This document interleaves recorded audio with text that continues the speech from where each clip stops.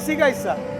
ये देखो नीचे से गाड़ियाँ जमीन के अंदर से जा रही है। तो सर कुछ हिस्से इसके खुल गए हैं और जो हाँ, हमने संपूर्ण रूप जैसा में जैसा वो लोगों को अनुमति दे दी है। यहाँ इंटरनेशनल फीता काटने का इंतजार नहीं हो रहा है। देखो लोगों की तकलीफ कम हो रही है ना, तो हम अभी ये एक ब्रिज है, उसके ऊपर दूसरा ब्रिज है।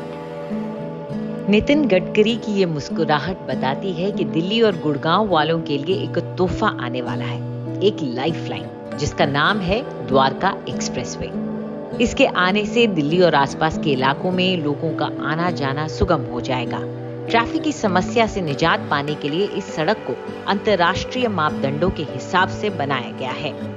इस प्रोजेक्ट के इस 28 किलोमीटर की पूरी स्ट्रेच में और स्पेशली जो 15 किलोमीटर गुड़गांव के अंदर है, उसके अराउंड, उसके अलॉन्ग साइड या डिस्टेंट एरियाज में काफ़ी ऐसे सेक्टर्स हैं, सेक्टर 84 से लेकर ऑल द वे सेक्टर 84 जो गुड़गांव के पास है, all the way connecting to sector 109, 110, 113 जो कि दिल्ली के पास के सेक्टर्स हैं। यहाँ पर पिछले 10 सालों में काफ़ी रेजिडेंशियल प्रोजेक्ट्स लॉन्च हुए हैं in anticipation of this mega project. Delhi के वाहन चालकों की जिंदगी तो आसान होगी ही, लेकिन इससे दिल्ली की अर्थव्यवस्था और प्रॉपर्टी मार्केट को भी उछाल मिला है।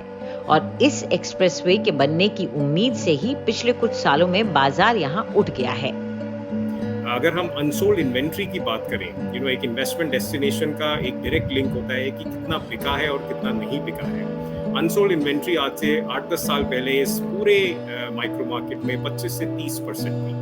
वो unsold inventory pre Covid level आकर 15 से 20% हुई, कोविड के बाद 10 से 15%, और अब ये अराउंड 7 से 8% है। यानी सिर्फ 7 से 8% प्रोजेक्ट्स या यूनिट्स ऐसे हैं जो कि अनसोल्ड हैं।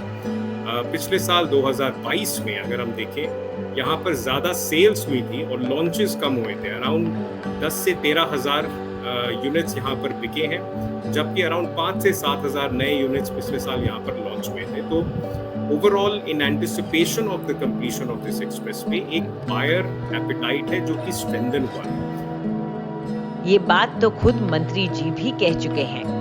एक नया प्रकार से नई एक लाइफ लाइन है, ऐसा कहूँगा तो मैं। दूसरी बात, ये दिल्ली पूरी यहाँ डेवलप हो रही है। अब ये रोड बनने के पहले यहाँ आते हैं तो ये पूरे काम बंद पड़े थे, यहाँ के बिल्डरों का दिवाला निकल चुका था। अब ये करोड़पति बन गए, रेट बढ़ गए, और यहाँ कम से कम 5 लाख लोगों की नई बस्ती प्लान डेवलपमेंट हो रही है। सालों बाद इस परियोजना के पूरा होने का असर यहाँ पर शुरुआत से काम कर रहे बिल्डरों को दिख रहा है। देखिए, पिछले अगर आप कई साल पिछले 10 साल या 12 साल की कहानी उठाएं द्वारका एक्सप्रेसवे की, जब हमने सबसे पहला प्रोजेक्ट लॉन्च किया था द्वारका एक्सप्रेसवे का, ग्रुप हाउसिंग का, तब यहाँ पे जो रेट्स थे वो तकरीबन 2,500 से 3,000 रुपए फुट के ऊपर थे। समय के साथ चलते चलते यहाँ पे रेट्स 4,000 पहुंचे, 6,000 रुपए फुट पहुंचे। मैं ग्रुप हाउसिंग की बात कर रहा हूँ। और जो प्लॉटेड के रेट्स यहाँ पे चलते थे रेजिडेंशियल के, ये शुरुआत में शायद 40,000, 50,000, इस टाइम पे तकरीबन 1.5 लाख रुपए गज के आसपास एक एवरेज बता रहा हूँ, कहीं 2 भी है, कहीं 1 भी है।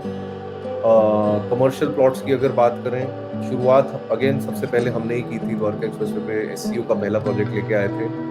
तब जो भाव थे वो तकरीबन 2 से 2.5 लाख रुपए गज थे। आज सुनने में आता है कि 4 से 5 लाख रुपए गज के आसपास चल रहा है।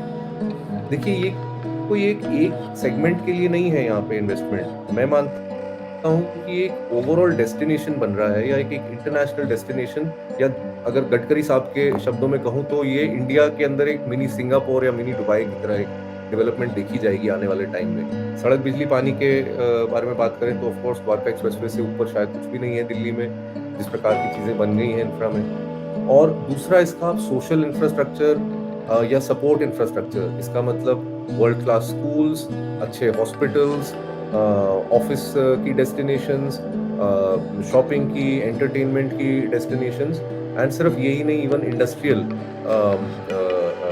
डेवलपमेंट, जहाँ के ऊपर आपको लोगों को काम करने की का मौका मिले। तो ये सारी ही चीज़ें अगर आप देखें, ये पिछले 8-10 साल में काफ़ी अच्छी डेवलप हो गई हैं। इनफैक्ट ऐसी काफ़ी सारी बिल्डिंग्स हैं जो पिछले कई साल से खाली थी द्वारका एक्सप्रेसवे पे, चाहे वो ऑफिस की थी या बाकी प्रकार की, ये सारी भरनी शुरू हो गई हैं। आपके जो स्कूल्स थे, बहुत अच्छे लेवल के वहाँ पे स्कूल्स ऑलरेडी बिल्ड हैं, बड़े अच्छे हॉस्पिटल हैं, काफ़ी बड़े हॉस्पिटल का निर्माण चल रहा है इस वक्त, मैं जानता हूँ।